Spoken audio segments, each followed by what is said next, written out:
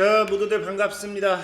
강태공입니다. 자, 금요일은 증시 딱 여기까지는 미친 듯이 무너지겠지만 오히려 26년 인생 승부 저가 배수 기회 될 겁니다. 라는 내용을 가지고서 방송을 좀 진행해 보려고 합니다. 자, 방송 전 늘 말씀드리는 여러분들의 좋아요, 구독하기, 댓글까지는 너무나 많은 힘이 된다라고 말씀드리면서 자, 오늘 방송 시작해 보도록 할게요. 자, 일단은 사실 뭐 이게 지금 매년 겪는 일인 것 같아요. 작년 연말 같은 경우도 이런 방송을 좀 많이 했습니다. 사실 이거는 연말이 다가올수록 증시가 조정이 나오는 건 늘 뭐 어쩔 수 없는 상황이다. 이건 자주 설명드렸던 부분이었고, 오늘도 그럼 증시가 왜 이렇게 무너지는지, 그럼 어디까지 빠질 것인가에 대한 부분을 좀 이야기해 보려고 해요. 사실 양자 컴퓨터 섹터만 가지고서도 이야기를 한다라고 하면은 할 이야기가 없습니다. 지금 여러분들이 양자 컴퓨터의 그 어떤 악재도 지금 없어요. 오히려 오늘도 뉴스를 찾아본다라고 하면은 어떤 센터 설립이라든지 뭐 계약 체결이라든지 양자 컴퓨터 관련되는 긍정적인 모멘텀이 오히려 많으면 많았지 빠져야 될 이유는 없다라는 겁니다. 자, 그럼에도 오늘 양자 컴퓨터가 빠진다라는 거는 사실상 뭐 때문에 전체적인 시장의 분위기가 가장 크다라는 거죠. 그럼 과연 지금 시장의 분위기는 어떤 분위기 때문에 이렇게 무너지는가를 본다라고 하면은 실질적인 뭐다? 뉴욕 증시가 전체적으로 무너지고 있습니다. 그러니까 지금은 뉴욕 증시의 여파기 때문에 오히려 여러분들이 양자가 되었던지 글로벌 빅테크 어떤 기업이 되었던지 매그니피센트 세븐이 되었던지 무언가를 정리할 때는 아니라는 거죠. 당장에 이제 시장 지도만 봐도 아시겠지만 어때요? 지금 새빨개요. 사실 우리나라 주식으로 치면은 새빨개 하면 좋겠지만 얘네 새빨개 하면 굉장히 안 좋은 거죠. 특히나 엔비디아, 아마존 뭐 이런 것들이 크게 낙폭을 키우고 있는데 문제는 뭐다? 이 기업들의 하락도 사실은 억지스러 누군가의 의도로 만들어지는 하락이라는 거예요. 사실 이게 의도라는 표현이 맞는지 모르겠지만 시스템적인 이런 조정은 뉴욕 증시는 꾸준하게 늘 반복됐던 부분이에요. 그래서 실질적으로 그럴 수밖에 없는 게 뭐냐고 하면은 이거는 제가 최근에 계속해서 설명해 드렸던 부분입니다. 자, 미국이 셧다운 해제에도 오히려 이건 긍정적이었어야 돼요. 심지어 미국의 셧다운 자체는 오히려 이 뉴욕 증시를 끌어내리면 안 되는 게 뭐다? 뉴욕 증시는 지금 빅테크 기업들의 주도하에 상승을 하고 있다라고 말씀을 드렸던 부분이고, 이런 뉴욕 증시의 셧다운 리스크가 공적 부분, 행정적인 부분에 마비를 일으키는 거지 기술 수출로 먹고 사는 빅테크 기업들에게 영향을 끼칠 수는 없다라는 거예요. 물론 행정 부분이 마비가 되면서 뭐 어떤 특정 이 기술 기업의 뭐 납품 계약, 수출 계약, 수익 이런 것들 계약 사인이 좀 늦었다라고 하면은 그게 조금은 딜레이 될 수 있어요. 하지만 이건 역시도 지연이라는 거지 절대적으로 나쁘다라고 할 수도 없는 부분이고, 또 애초에 AI 거품도 뭐라 했어요. 이것도 이 AI 거품론이다라고 하면서 이거를 억지로 끌어내리기 위한 모멘텀이다 했지 AI 거품은 절대 아닙니다. 왜? 제가 다시 한번 간단하게 설명드린다라고 하면은 과거의 AI와 지금의 AI와 과거의 닷컴 버블은 다르다. 왜? 닷컴 버블 같은 경우는 인터넷은 있었지만 뭐가 없었다. 인프라는 없었다. 그래서 당시에 닷컴 버블 같은 경우는 인터넷을 통해서 어떤 수익을 낼 것이다.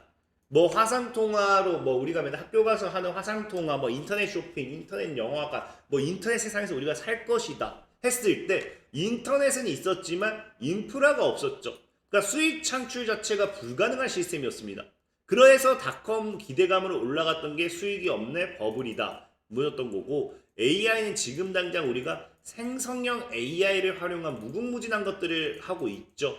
당장 챗 GPT만 봐도 그렇고요. 최근에는 영상 자료 같은 경우도 AI를 통해서 만들어내는 이 AI 시스템을 굉장히 많이 하고 있어요. 다만 수익이 생각처럼 많지 않다라는 게 리스크로 잡히고 있긴 하지만 이거 같은 경우도 뭐다? 충분히 해소 가능한 부분이다.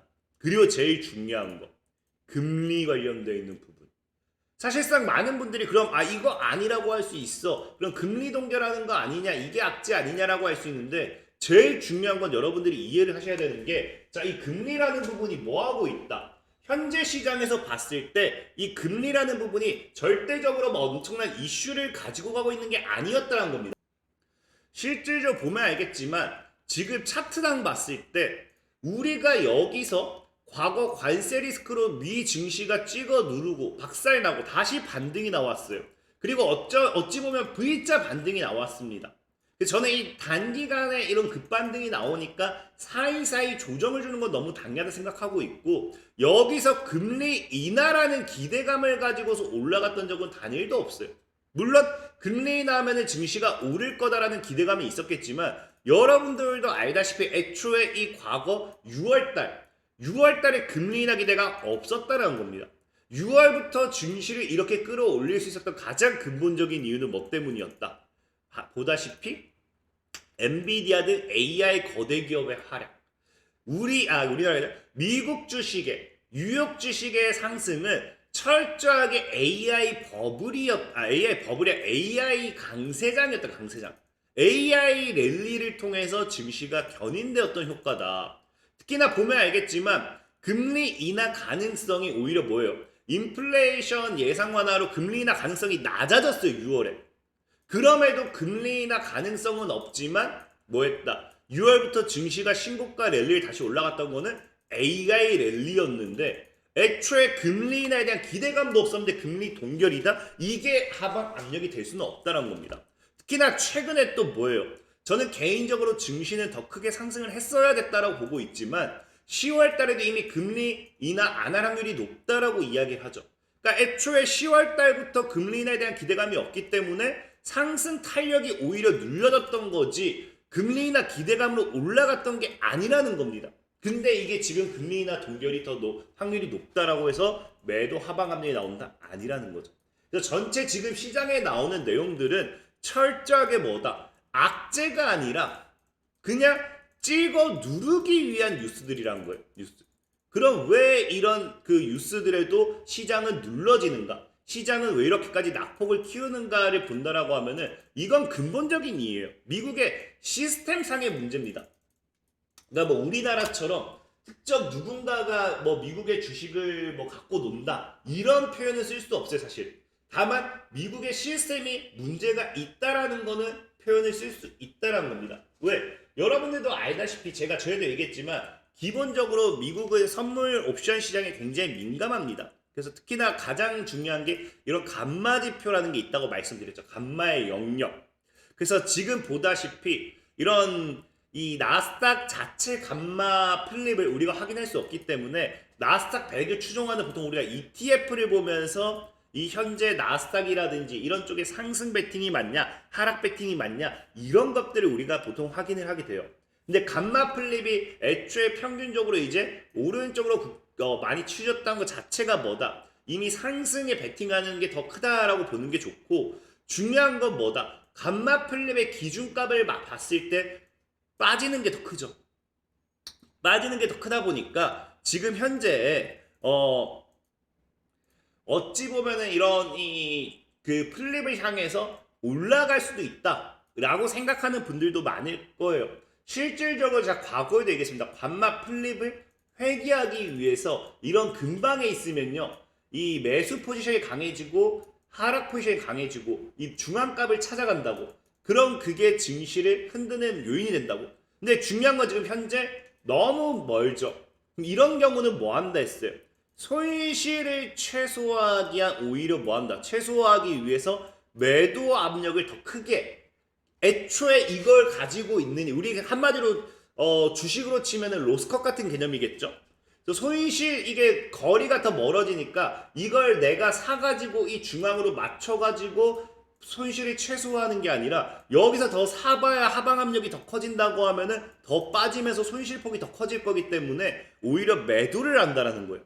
그래서 지금 이 감마 플립의 이 괴리감이 너무 멀어진 것도 하나의 지금 영향을 끼치는 거고, 이게 실질적으로 바로 어디에 다이렉트 영향을 끼치게 되느냐? 지금 이제 여러분들이 알지 모르겠지만 미국에는 이제 CTA 헤지 펀드 보고서라고 해가지고 철저하게 추세만 보는, 뭐 물론 추세만 본다고 할 수는 없어요. 근데 거의 그냥 많은 그걸 가지고서 뭐 한다? 나와 있다시피 추세 추종 상품 거래 자문 CTA라는 거예요. 그래서 얘네 같은 경우는 거의 그냥 추세 베팅성이 더 강하다라고 좀 보시면 좋아요. 그래서 베팅성이 더 강하다 보시면 좋은데 이 얘네 같은 경우가 최근에도 급격하게 했던 게 뭐냐? 당장 9월 30일자 기준을 보시면 알겠지만 글로벌 주식에서 대규모 롱 포지션을 보유하면서 미국에다가 이제 롱 포지션에 대한 이 비중도 굉장히 크게 확대하는 모습을 나타내고 있어요. 특히나 중요한 게 이 당시에 나왔던 게 CTA 얘네가 뭐하고 있다. 포지션을 보면 알겠지만 7, 8월에 급격한 이제 롱 포지션을 이제 확대하면서 이게 이제 퍼센테이지로 보면 최고치까지 다시 도달했다. 그러니까 지금 이제 추세를 추종하는 이 헤지 펀드의 이 흐름을 보면 알겠지만 그냥 거의 다 롱이라는 거예요. 시장은 뭐다? 상방에 베팅했다라는 거예요. 상방에. 그래서 상방에 베팅이 됐기 때문에 얘네가 조금만 빠져도 뭐가 나오겠어요? 로스컷이라는 게 나온다는 거예요. 로스컷이 나오면은 뭐가 된다? 이게 당연히 매도 압력이 커질 수밖에 없어요. 시장가 매도. 우리가 흔히 잘 아는 뭐가 된다? 청산의 개념이겠죠. 근데 얘네 같은 경우도 실질적으로 최근에도 이게 11월 제가 뉴스 그 기자 그 날짜 빼먹네. 얘네가 11월 최근에 나온 뉴스예요. 그래서 골드만삭스의 흐름을 따르면은 CTA가 주식을 어느 정도는 매도할 것으로 예상한다고 했어요. 왜? 지금 너무나 비중이 많으니까.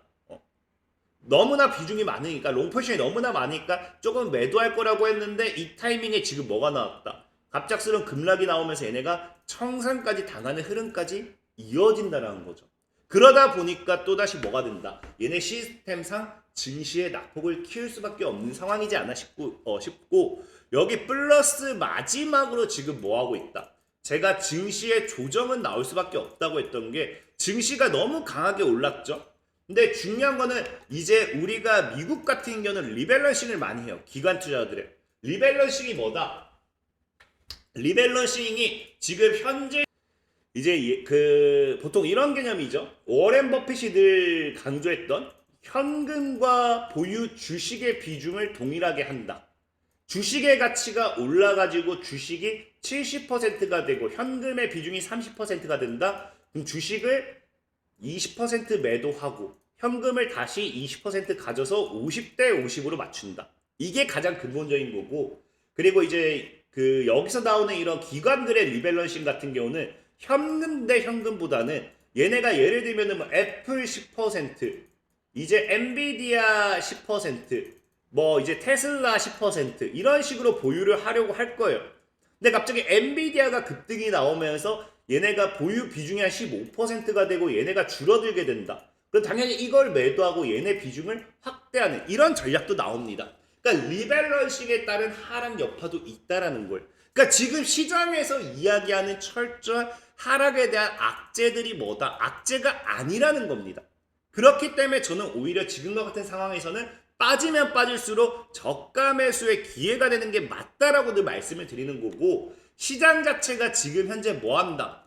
과거의 전고점대를 돌파한 자리가 이 구간이에요. 그럼 여기서부터 우리가 추세선을 그려본다라고 하면은 대략적으로 이제 이렇게 흘러서 그려질 수가 있겠죠. 아니면 여기서도 그래도 이런 식으로 흘러서 그려질 거예요. 그러니까 전체적으로 62평대를 깨지 않는, 대략적으로 어쨌든 22,000포인트대는 지켜내면서 현재 전체적으로는 깨지 않는, 그래서 62평대를 타고 가는 흐름이 제일 베스트다. 그래서 지금 조정을 준다 하더라도 62평 구간은 크게 깨지 않는 상승 추세에서 조정. 그리고 여기서 뭐 한다? 오히려 저가 매수 기회가 될 거다. 이걸 참고하신다라고 하면 오히려 26년을 준비하는 데는 어렵지 않을 거다 말씀드리면서 오늘 방송 마무리하도록 하겠습니다. 자, 지금까지 강태공이었고요. 여러분들 좋아요, 구독하기, 댓글까지 너무나 많은 힘이 된다 말씀드리면서 자, 모두들 안녕.